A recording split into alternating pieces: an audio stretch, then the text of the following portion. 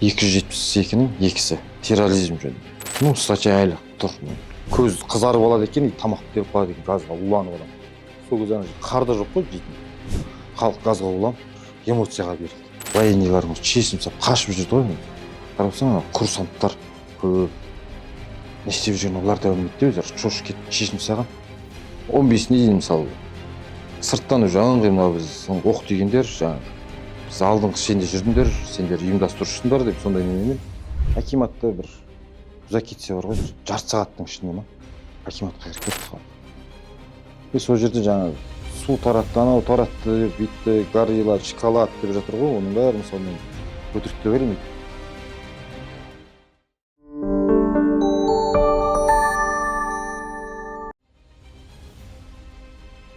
Жаңа жылдық демалыс Жаңаөзен әкімдігінің алдына жиналғандар бейне үндеу арқылы сұйытылған газ бағасын төмендетуді талап етті. Наразы топ келесі күні де тарқамады, керісінше адам саны 600-ден асты. Қаңтардың 2-сінен 3-не қараған түні Ақтау әкімдігінің алдына жиналған бір топ адам жолды жауып тастады. Олардың да талабы жаңаөзендіктермен ұқсас. Маңғыстау өңіріне халықтың жиналуы жалғаса берді. Осылайша талап тілектердің ауқымы да күшейе берді. Маңғыстаулықтарды қолдаймыз деген ұранмен еліміздің тағы 7 өңірінде бейбіт шеру басталды. Жағдайға президенттің өзі араласты. Үкіметтік комиссия бастамашылдармен келіссөз жүргізіп, нәтижесінде автогаз бағасы 50 теңгеге дейін арзандатылды. Автогаз арзандатылғанмен елімізде наразылық тоқтамады. 4 қаңтар күні еліміздің 11 өңірінде халық көшеге шықты. Наразылық білдірушілердің де саны артты. Құқық қорғау органдары халыққа күш қолданбай, сырттай бақылап тұрды. Дәл осы күні бейбіт шерудің соңы жаппай тәртіпсіздікке ұласты. Бейбіт шерушілердің арасынан араңдатушылар шығып, жиналған жұртты төңкеріс жасауға, қылмысқа шақырған. Жанболат Мамайдың парақшасынан көрдім, Жаңаөзенді қолдайық деген кезде. 4 күні мен алаңға келдім. 4 күні. Бірақ мен ертерекке қойыппын да. Новыйға келдім, Старияға келдім, қайт кеттім мен. Сағат уже 5 кезінде мен уже қайт кеттім де үйге. 4 күн сол 5 теңгең болған жағдай екен ғой, 4 күн шығып қалып. Уже мен ерте қайт кеттім. Бірақ ертеңде 5 күн таңертеңде ұйқымды қандырып асықпай шықтым, таңертеңде келген. Бұл күні бүлікшілер мемлекеттік органдар мен стратегиялық нысандарға шабуыл жасайды. Әкімдіктің ішіне баса көктеп кіріп, дүние мүлікті қиратады. Бейбіт шеруге қатысушылардың бірі Ербол Шаханов. Ол бейбіт шерудің соңы бүлікке айналады деп ойламаған. Атым Ербол, фамилиям Шаханов. Өзім Шығыс Қазақстан тумасымын. Сізге қандай статья бойынша жамбасында айып тағылды? 272-ның екісі терроризм жөнінде. Ну, статья әлі тұр мойында. Алынған жоқ. Ну, жаңа айтып отыр ғой, Тоқаев 20 мың террорист деген. Сол 20 мың террористің бірі болып қалдым да қарап отырсаң. Мирныйға шықтым уже. Шоттардың бәрі аресте, ешқай жұмысқа алмаймын. Мен қазір өзім бір частный бір немеде жүрмін жаңа. Күндегісін күнде төлейді да охранаға. Бір күн істеймін, 2 күн демаламын, бір через день түсемін кей күндер. Бірақ ақшасын наличке береді. 6 ай жаңа СИЗОда болдым, одан 2 жыл үй қамағында болдым. Мысалы әлі күнге дейін мысалы маған ешкім бүйтсе ешкім мазалап немесе жатқан жоқ, бірақ статья бәрі орында мойнында қалып қойды да. 5 күні орталық алаңға, қаңтар бойынша 5 күні орталық алаңға келдім. Таңертең где-то 11:30 кездерінде болдым орталық алаңында. Сағат 3-ге дейін сол жерде болдым. 3-ге дейін халық келді, әркім мирный болды, әркім өз ойларын айтып, сондай болып жатты.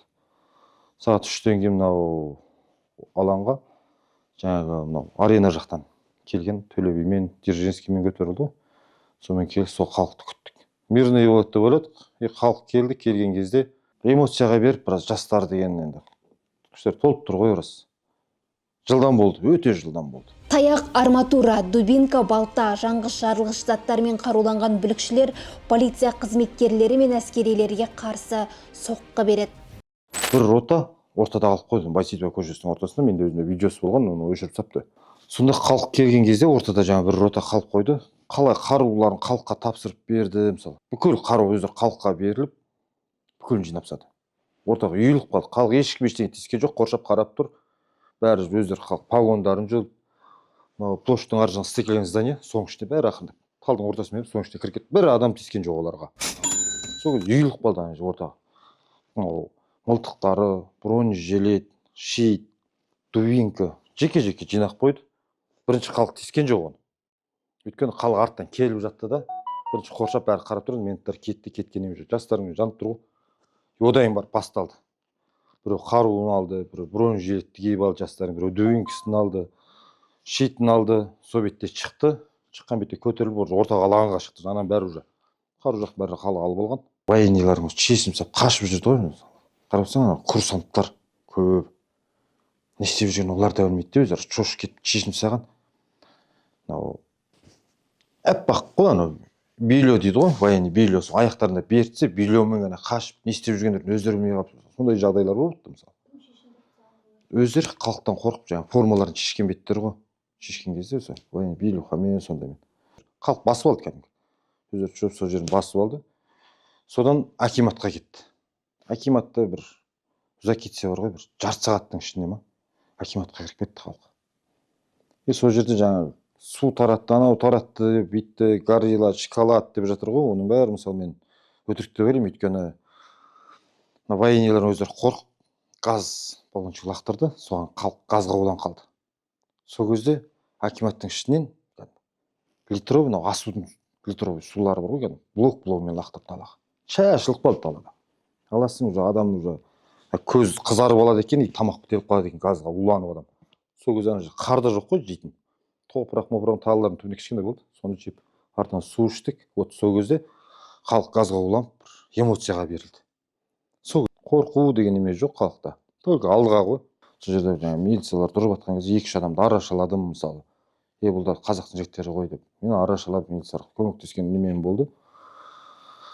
Тоқ артынан жаңағы жаралы адамдар, оқ тиген адамдарды көмектесіп салдық. Газельге тиедім бір адамды. Одан бір Субаруға бір адамды салдым.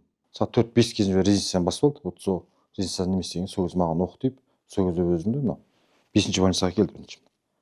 Мен келген кезде жарық болатын больницаға кіргенде. Бірақ 5-ші больница мені қабылдамады. Өйткені оларда бас сүйек деп қабылдамады да. Содан сол әкелген бір мерспен келдім. Сол мерспен қайтадан 12-ші больницаға барды. 12-ші больницаға кірген кезде жаш.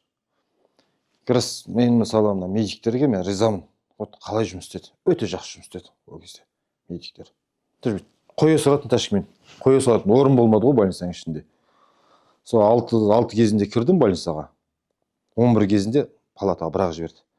Оң жақ аяғымның коленін оқ деді де, соған құр жай уақытша гипс ақ жоқ деді. Сразу операция жасауға келмейді, ақ жоқ деп. Құр гипс жасап берді. 4-ші этажға шығарды. 4-ші этажда бір палатаға. 3-ші палата ма, білмеймін точно палата. Сонда жаттым. Сол 5 күні түнгі сағат 11-де сол палатаға кірдім, 6-сы, 7-сі. 2 күн сол жерде жаттым. Енді қарап отырсаңыз, бізде анау больницаның ішіне кірген кезде киім деген форма даже 0 болдық барымызда. Өйткені сол больницаның ішінде бірақ шешіндіріп тастады бізді. Голый. Даже фамилиямыз, ат жөнімізді білмес үшін қолдарында маркері бар, қыздардың өздері. Каждый кімсің деп сұрамас үшін кеудемізге маркермен фамилиямыз жазып қойды. Керек адам қолдан қағаз ашады, фамилиямызды оқиды да жазып алып кете береді. Жағдай жаттық, голый формада 0-мен. 7-сі 8-і күні үйге де айтқан жоқпын. Досыма ғана айттым, ағам айтшы, киім керек деп. Айттым, ағам 7-сі күні киім әкеп берді. Соны жаттым, 8-і күні біз сразу СИЗОға кетті. 8-нен 15-не дейін мысалы сырттан жаңағы біз оқ тигендер, жаңағы біз алдыңғы шенде жүрдіңдер, сендер ұйымдастырушысыңдар деп сондай немемен бізді ғана осы ыңғай жаңағы больницада жатқан немелер ғана жаттық ең біріншісінде бір апта. Одан кейін уже келе бастады ғой. Жастар жаңағы өздерін телефонға түсіріп, сондаймен келіп жатты артынан. Қаңтар оқиғасы қанды қасіретке айналды. Мысалы арман мысалы қазір енді біз газет алып өз, сонымен бір аяғы уже кемтар ғой қарап отырсаң уже. Ешқандай группа ештеңе алмайды. Әйелдің атын жаңағы кредит немесе алғызып, газет алып, сонымен такса өтеді, өзінен бірін сүріп жүр. Басқа өзі квартирада тұрады. 4 баласымен, шешесі бар, өздері қалқамада өзім жақсы білемін да оны. Қалқамада квартира тұрады 4 баласымен. Инвалид қазір өзі таксовать етіп, сол газельмен жүр, не істейді.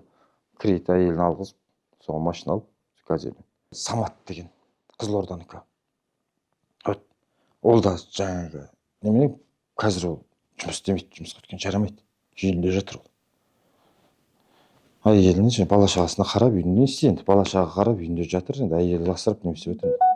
Ол инвалид болып қалды бажысын. Болды енді ол. Анда-санда бір хал жағдайын барып бір кездесіп бір жолығып тұрамыз, қалайсың енді бізде біреуге көмектеседі, мен де ондай жағдайда емеспін рас. Арада 2 жыл өтсе де әлі де тергеу амалдары мен сот процестері болып жатыр.